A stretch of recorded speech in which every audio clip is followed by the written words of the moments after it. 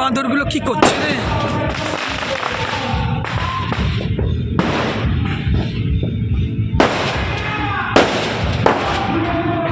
এরা করে বলে একটু দেখা গেল। হ্যাঁ, ঠিক রাত 12টা বাজে। রাস্তায় কিন্তু কেউ কোথাও নেই। আমি আর দিদি গেটে দাঁড়িয়ে আছি। সামনের ক্লাবটাতে প্রচুর বাজি ফাটাচ্ছে, সেটাই দেখছি। চারিদিকে অনেক বাজি ফাটছে। Welcome 2024, happy new year. আগামী বছর সবার যেন ভালো কাটে, সঙ্গে যেন আমারও ভালো কাটে। চলো তাহলে একটা নতুন বছর শুরু করা যাক।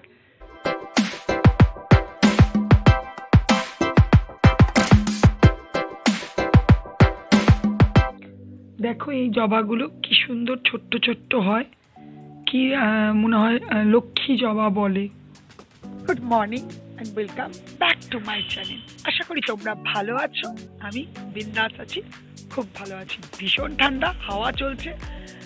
বছরের প্রথম দিন, আনন্দের তো দিন, নিশ্চয়ই সবাই মজা করছো, আনন্দ করছো। কিন্তু আমার একটু মনটা খারাপ। আজকে ছেলে আসতে গেল, কাল থেকে কলেজ, সবাই তাই করলো, সব স্টুডেন্টদেরই তাই অবস্থা। সবার মায়ের কাছে যাদের ছেলেরা এসছে, মেয়েরা এসছে, সবাই মোটামুটি আজকে বা কালকে চলে যাবে। যাই হোক, পড়াশোনা যেতে তো হবেই, কিন্তু মায়ের মন খারাপ তো লাগবেই। নতুন বছরের প্রথম দিনে ছেলেটা আসতে গেল। জম্মু তাই এক্সপ্রেস অনেক দূর এগিয়েও গেছে, সুপারফাস্ট গাড়ি। যাই হোক, 12টার সময় আসানসোল থেকে গাড়িটা ধরেছে। 10:15 এখান থেকে বাস ধরে আসানসোল গেছে।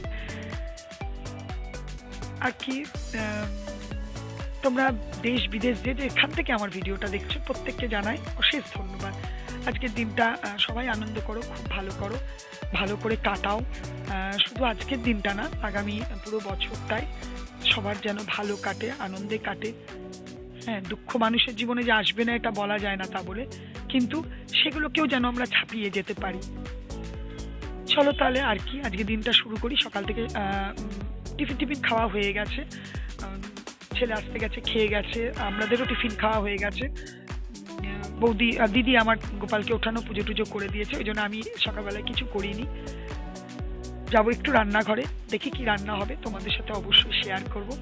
তাই পিছন দিকে এলাম। আজকে কথা তোমাদের সাথে বলিও নি, বলতে সুযোগ পাইনি। জানোই সকালবেলা থেকে যাবে, এদিক ওদিকে করে জিনিস চারিদিকে ছড়িয়ে রাখে, ওইসব একটু গুছিয়ে দেওয়া, হাতে হাতে দিয়ে দেওয়া। চলো তাহলে ঠিক আছে, দিনটা শুরু করা যাক। আর হ্যাপি নিউ ইয়ার তো তোমাদেরকে জানিয়েছি। অনেক অনেক অনেক দিনটা তোমাদের ভালো যাক, বছরটা ভালো যাক। চলো, এই দেখো আজকে সোজা রান্নাঘরে লাউয়ের তরকারি হবে, বুঝতেই পারছো। তো বড়ি দিয়ে ধনেপাতা দিয়ে হবে, একদম সিম্পল নিরামিষ। বড়িগুলোকে এখানে ভেজে নিচ্ছি। এরপর তেল একটু বেশি করে দিয়েছি, কালো জিরে কাঁচা লঙ্কা ফোড়ন দিয়ে আমি নিরামিষ এই লাউটা বানাই। ছোটো ছোটো করে আলু কেটে এরকম ভেজে নিচ্ছি। আর এখানে একটা দেখো মশলা রেডি করেছি, এই মশলাটা গুলে পুরো আলুর মধ্যে দিয়ে দিয়েছি। নর্মাল যেভাবে প্রত্যেককে লাউ করো সেভাবেই করব। ব্যাস, নুন দিয়েছি, মিষ্টিটা তো এখন দিই না। ব্যাস লাউগুলো দিয়ে দেবো। এরপরে লাউ তো জানো, লাউয়ের জলে লাউ সেদ্ধ হয়ে যাবে। এ দেখো অনেকটা সেদ্ধ হয়েও গেছে। আর এখানে দেখো করব বথো শাক পোস্ত দিয়ে। এটা আমি কখনো আমার ভিডিওতে দেখাইও নি, আর আমি কখনো করিও নি। এই দেখো শিলনোড়াতে পোস্ত নিয়ে নিয়েছি। আর এখানে দেখো খুব ছোট্ট ছোট্ট করে আলু কেটে সেগুলোকে ভাজতেও দিয়েছি, কিছু ফোড়ন দিইনি, শুধু তেল দিয়েই করব। এই দেখো খুব সুন্দর করে নুন হলুদ দিয়ে আলুটা আমার ভাজা হয়ে গেছে। এখানে আমি শাকগুলো দিয়ে দেবো, কোনো মশলায় এটাতে পড়ে না, যেহেতু এটা পোস্ত দিয়ে করব। এই শাকটারও একটা আলাদা টেস্ট আছে, আর পোস্ত দিলে ন্যাচারালি সব জিনিসই খেতে ভালো হয়। বিশেষ করে পুঙ্কা শাক, বথো শাক পোস্ত দিয়ে বেশ ভালোই লাগে। এদিকে দেখো লাউটাও আমার রেডি হয়ে গেছে। বেশ অনেকটা পরিমাণে ধনেপাতা দিয়ে দিয়েছি। এই লাউটা ধনেপাতা বড়ি দিয়ে খেতে দারুণ হয়। এখানে দেখো আমার শাকটা পুরোপুরি সেদ্ধ হয়ে গেছে, রেডি হয়ে গেছে। এবার এই দেখো আমার পোস্ত বাটাও হয়ে গেছে, পোস্তটা দিয়ে দেবো। এই দেখো উপর থেকে আমি একটু কাঁচা তেল ছড়িয়ে দিয়েছি, খুব সুন্দর হয়ে গেছে। আর এখানে দেখো আমার লাউটাও রেডি হয়ে গেছে। এবার বড়িটা উপর থেকে ছড়িয়ে দেবো। আর করব মাছের ঝাল দেওয়া সর্ষে দিয়ে। মাছগুলোকে ভেজে নেব, কড়াই বসিয়ে নিয়েছি। আর এখানে দেখো একটুখানি সর্ষেও বেটে নিচ্ছি। পেঁয়াজ টমেটো বৌদি কেটে দিয়েছে। আর এই দেখো সর্ষেটার মধ্যে নুন হলুদ আর একটু কাশ্মীরি মির্চ দিয়েছি কালারের জন্য। মাছগুলো আমার ভাজা হয়ে গেছে। এবার আমি টমেটো পেঁয়াজ সব ভেজে সর্ষে দিয়ে এই দেখো একটু তেল কারি কারি করেই করেছি। এখানে দেখো রান্না কমপ্লিট হয়ে গেছে, বৌদি খেতেও দিয়ে দিয়েছে। এখানে মা খাচ্ছে, ওখানে আমি আর দিদি। প্রচন্ড ঠান্ডা, আর একটুও রোদ কোথাও এক ফোঁটা নেই। দেখলেই তোমরা, রান্না হলো, খাওয়া দাওয়া সব হলো। একটু বাইরে বসবো ভাবলাম, কি শীত করছে, ভাবলাম যে একটু রোদ হবে, কোথাও একটু রোদ নেই। আমাদের পাড়ার ওই দিকে কটা কোয়ার্টার মিলে পিকনিক হচ্ছে, মটরশুটির কচুরি আর আলুর দম, আর সন্ধেবেলায় বাঁধাকপির পকোড়া, ফুললি নিরামিষ পিকনিক, আর কফি। দিদি আর লেবু নিবি? এই যে আমি আর দিদি দুজনে দুটো লেবু নিয়ে বাইরে এসে বসলাম, আর সোয়েটারটাও পরে নিলাম, বেশ ভীষণ ঠান্ডা। ঠিক আছে চলো। আর ছেলে আমার কলকাতা পৌঁছে গেছে খুব ভালোভাবে। ও কিন্তু হাওড়াতে নামেনি, একদম কলকাতাতে নেমেছে, পৌঁছে গেছে, ফোন করেছিল। চলো তাহলে একটু বসে বসে লেবু খেয়ে নিই। এসেছি কালী মন্দিরে, আমলাদি মার্কেটের। এটা অনেক বড় কালী মন্দির, খুব সুন্দর।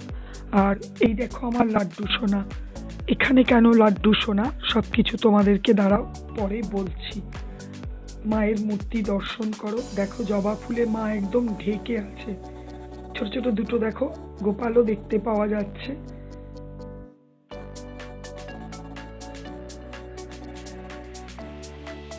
এবার আমি বলি যে কেন এসেছি এখানে। আমি আমার লাড্ডু সোনাকে রাখতে এসেছি। কেন এসেছি রাখতে সেটা তোমাদেরকে ঘরে গিয়ে পরে আলোচনা করব। এবার আমি বাড়ি যাচ্ছি। এখানে দেখো বাড়িতে যেতে যেতে একটা কোয়ার্টারে দেখলাম ঠিক দীপাবলির মতো পুরো টুনি দিয়ে সাজানো, অনেকগুলো কোয়ার্টারই সাজানো, কিন্তু এটা আমার চলার রাস্তার পেলাম।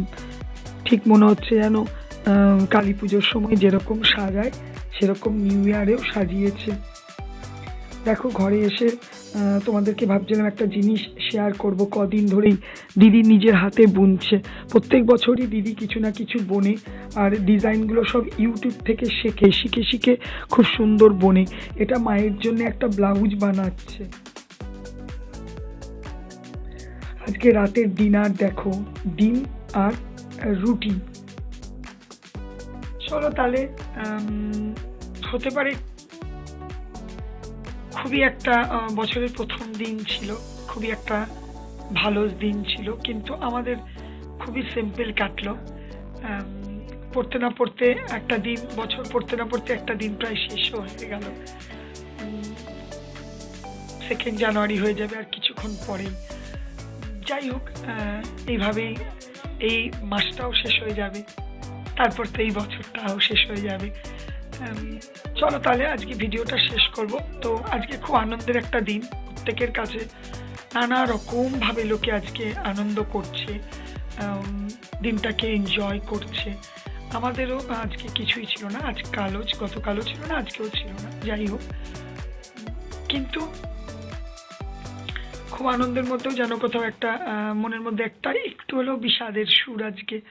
কারণ আজকে বাবু আসতে গেছে, এক ছেলে আমার। খারাপ লাগলো মনটা, আজ বছরের প্রথম দিন। আরও খারাপ লাগলো সন্ধেবেলায় গোপালকে, লাড্ডু সোনাকেও মন্দিরে দিয়ে এলাম। এবার কেন লাড্ডু সোনাকে আজকে মন্দিরে দিয়ে এলাম, কারণ আমার একটা ছোট্টখাট্টো প্রোগ্রাম হচ্ছে, সেটা যদি দেখা যাক, যখন যাব তখনই তোমাদেরকে বলবো যে 3 তারিখে আমার একটা ছোট্ট প্রোগ্রাম আছে 2 দিনের জন্য। একটু বাইরে যাব, কোথায় যাচ্ছি না যাচ্ছি তোমাদের তো শেয়ার করবই, কারণ তোমাদের তো শেয়ার করতেই হবে। তো সেটাই দেখা যাক। সেই জন্য গোপালকে এখন মন্দিরে দিয়ে এলাম। কোথায় রাখবো, কারণ ওর যাতে কোনো ত্রুটি না হয়। আর আমি জানি মন্দিরে খুব ভালো থাকবে, ভগবান তো মন্দিরেই ভালো থাকেন, তো মন্দিরে খুব ভালো থাকবে। ব্রাহ্মণের হাতে ভোগ পাওয়া, সেটা আমার লাড্ডুর কপালে আছে বলেই কিন্তু মন্দিরে যায়। ব্রাহ্মণের আছে, হাতে নারায়ণ ভোগ পাবে, পুজো আর্চা আরতি ঢাক সবই তো রেখে এলাম। কিন্তু আমার তো মায়ের মন, সকালে বড় ছেলে, বিকেলে ছোট ছেলে আমার। তো চলো, কিছু করার নেই। আর দুজনকে এই মুহূর্তে যেতেই হতো, ছেলেকে তো যেতেই হতো। আর আমারটা আমি বলতে পারি, আমি কোথাও আনন্দ করতে যাচ্ছি, সেখানে নিয়ে গিয়ে আমি তাকে ভালোভাবে সেবা করতে পারবো না, সেটার থেকে মন্দিরে রেখে আসাটাই ভালো। তো সেই রেখে এলাম। সন্ধ্যাবেলায় তোমাদেরকে একটু শেয়ারও করেছি। অনেকেরই গোপাল আছে, মনের সান্ত্বনায় এটাই লাগে। অনেকগুলোই গোপাল আছে, সবাই তো গেছে, রেখেই গেছে, আমি একা নই, এটাই মনে হয়। একই সময় মনে হয় কি জানি আমার উপর রাগ রাগ করছে কি, আমি মন্দিরে রেখে যাচ্ছি।